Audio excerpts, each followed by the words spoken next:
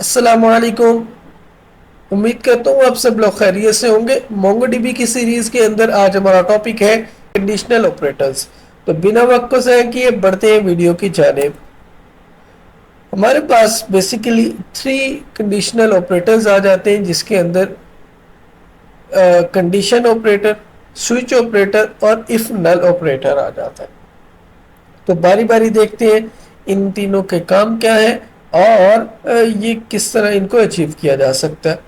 जो condition operator है, ये जस्ट आप कह लें कि सिंगल जब हमने कंडीशन अप्लाई करनी हो उस वक्त हम यूज करते हैं। इसका सिंटेक्स कुछ यूं है कि पहले हम इफ लिखेंगे, जिसके अंदर हम कोई ना कोई अपनी आप कह लें कि कंडीशन यहाँ लगाएंगे और देन के अंदर हम ये लिख देंगे कि अगर ये वाली जो कंडीशन हमने इफ के अंदर लगाई है वो ट्रू होती है तो ये वाला काम एग्जीक्यूट हो जाए, और एल्स के अंदर अगर वो कंडीशन फॉल्स होती है तो ये वाला कोड जो है वो एग्जीक्यूट हो जाए। इसको प्रैक्टिकली देखते हैं। नेक्स्ट हमारे पास आ जाता है स्विच ऑपरेटर। ये बिल्कुल इसी तरह ही है कि हमने मल्टीपल जो कंडीशंस है वो लगानी है। ठीक है, हर केस के अंदर हमने एक अलग जो कंडीशन है उसको चेक करना होना है। इसका सिंटेक्स कुछ यूं है कि स्विच लिखेंगे और स्विच के अंदर हमने एक अरे बनानी है जिसका नेम है हमारे पास ब्रांचेस। ब्रांचेस के अंदर डिफरेंट हमारे पास केसेस होंगे। ठीक है, केस के अंदर हम पहला कंडीशन लिखेंगे और देन उसका रिजल्ट लिखेंगे। उसके बाद इसी तरह जितनी आप चाहे उतने केसेस बना सकते हैं, यानी उतनी कंडीशंस लगा सकते हैं। और एंड पर हमारे पास डिफॉल्ट आ जाएगा कि अगर वो सारे का सारा जो कंडीशंस है वो सारी फॉल्स हो जाती हैं तो ये वाली कंडीशन चलेगी, या फिर अगर वो ट्रू भी हो जाती है तब भी ये कंडीशन जो है वो चलेगी। कंडीशनल और जो केस है ये दोनों की एग्जांपल मैंने इकट्ठी जो है वो एक लिख दी है।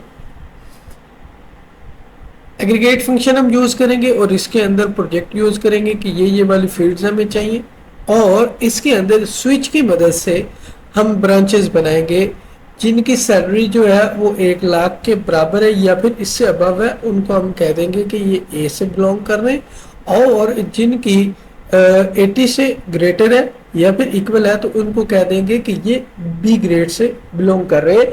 और अगर इससे नीचे वाला 80 से लेस वाला काम आ जाता है तो वो हम डिफॉल्ट सेट कर देंगे उसके लिए सी।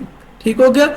और इसके बाद हमने जो बोनस एलिजिबिलिटी है उसको कैलकुलेट करने के लिए यहाँ पर कंडीशन लगाई है कि अगर जो प्रोजेक्ट्स है वो 3 से ग्रेटर है, ठीक है, 3 से बड़े हैं, तो आप उसको बोनस दे दो, अदरवाइज उसको कहो कि आपको बोनस नहीं मिलेगा। हिट एंटर करते हैं तो आप देख सकते हैं हमारे पास जितने भी एम्प्लॉयज थे, टोटल 10 एम्प्लॉयज है, उनका डाटा मौजूद है। ठीक है, और उनकी जो कैटेगरी है वो भी आ गई है।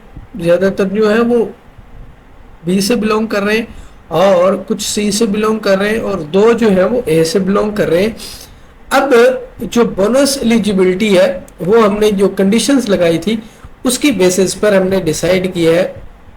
कुछ के आगे 2 लिखा हुआ है और कुछ के आगे फॉल्स लिखा हुआ है, बिकॉज ये डिपेंड कर रहा था नंबर ऑफ प्रोजेक्ट्स पर।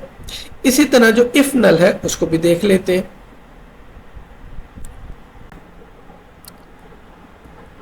तो इसको प्रैक्टिकली देखते हैं। लास्ट में हमारे पास आ जाता है इफ नल। ये क्या काम करता है कि किसी भी एक्सप्रेशन को चेक करता है कि वो आया नल है या नहीं। ठीक है, पहले हम वो एक्सप्रेशन लिखेंगे यानी वो बात लिखेंगे, और अगर वो कोई चीज नल है तो जो चीज हम यहाँ लिखना चाहते हैं, जिससे उसको फिल करना चाहते हैं, वो कोमे के बाद हम यहाँ लिख देंगे। तो इसको भी प्रैक्टिकली देखते हैं।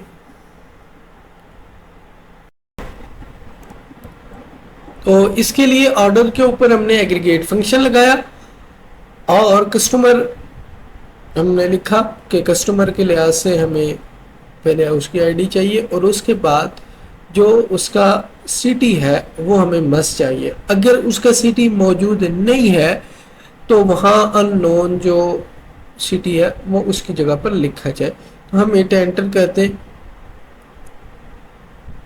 तो आप देख सकते हैं कि सबके आगे जो सिटी है वो लिखा हुआ है, लेकिन एक बंदा जो है उसके आगे हमारे पास सिटी नहीं था, तो हमने क्या लिख दिया, अननोन सिटी।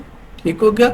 आई होप आपको इफ नल जो है वो भी क्लियर हुआ होगा, पूरा टॉपिक क्लियर हुआ होगा। अगर फिर भी किसी का कोई क्वेश्चन है तो वो कमेंट सेक्शन में क्वेश्चन कर सकता है, अपनी क्वेरी को दूर कर सकता है। अपना बहुत सा ख्याल रखें, चैनल को सब्सक्राइब करें, वीडियो को लाइक कीजिए। अल्लाह हाफिज।